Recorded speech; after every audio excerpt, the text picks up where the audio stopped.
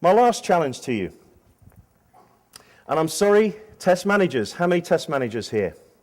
Test leads. Wow, over half. Testers, you'll like this. Test managers, leads, you will not like this. Because the challenge is that I believe test managers and leads should test.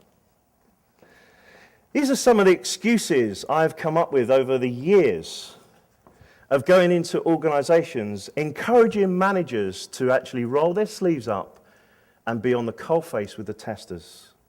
I couldn't believe this guy. He turned around and he said, I can't perform testing because I don't know the application. How can you estimate if you don't know the application your team are testing?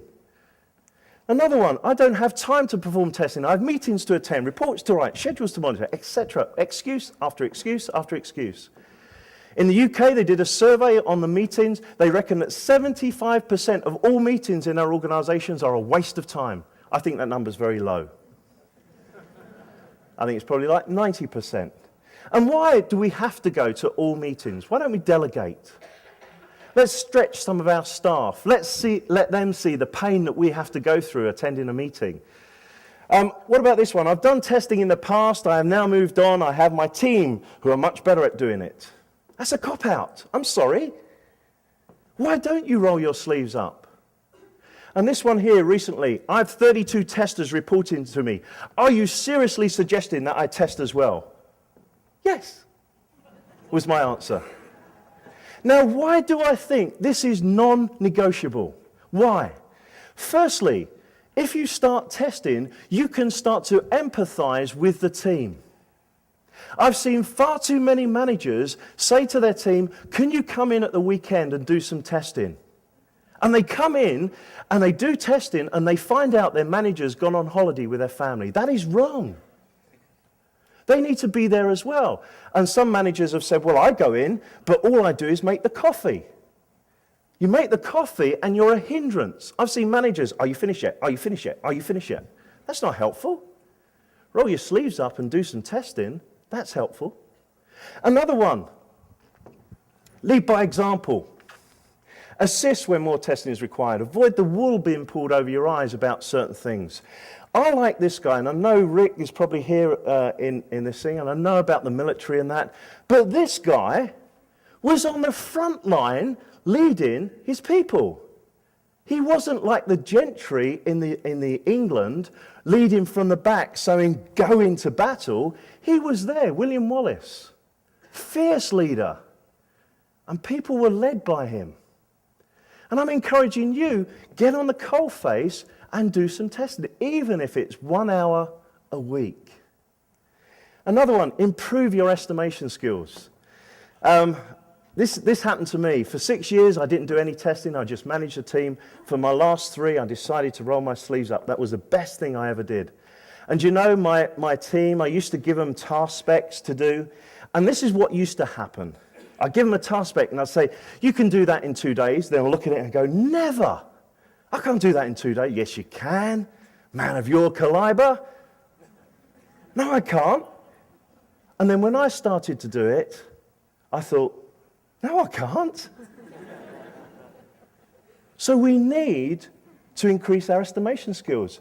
And I will guarantee you will gain credibility in your organizations. I will guarantee it if you're there with your team, leading by example. So a suggestion for you. Adopt Friday afternoons as exploratory testing or bug hunting afternoons and be there with your team. Maybe at a lunchtime. Give up a quarter of an hour of your lunch break and sit with your team and start to test. How to make a difference. I hope I've challenged. I hope I've given you some thinking to go through about best practice, about leading by example and being there and testing, about sort of looking at the sort of working with what we've got and some of the other challenges. I hope I've given you some ideas. Maybe go away and talk to your management and your team about it. If people are with you, talk to them. But you know, we can't fight every battle. We can't fight every challenge.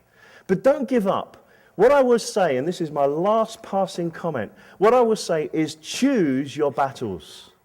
Choose what challenges you want to face and actually go for. You can't do everything. My daughter's 21. When she was 12 years old, she came to me and said, "Dad, I'd like my ears pierced." No way. My wife sat me down and said, "Lloyd, just chill. It's not a big issue." "No, as dads do. We're going to stick our ground, aren't we?" "No." My wife just calm down. And she took me round. My wife gently took me round, and I said to my daughter, "Okay." Gritted teeth. A year later, she came home and she said, "Dad, I'd like my belly button pierced." I said, "Okay." You should have seen my daughter. She nearly fell off her chair. "What? Okay. Same principle. If everything goes wrong, it will just heal up, no problem. You know, it's just your belly button pierced." A year later, she came home and said, "Dad, I want a tattoo." No way. That's permanent. 14 years old and wanting a tattoo. No. All my friends have got tattoos. I don't care. I said, "I can't do anything once you're 18, but until you're 18 and you're under this roof, you're not having a tattoo. You need my permission."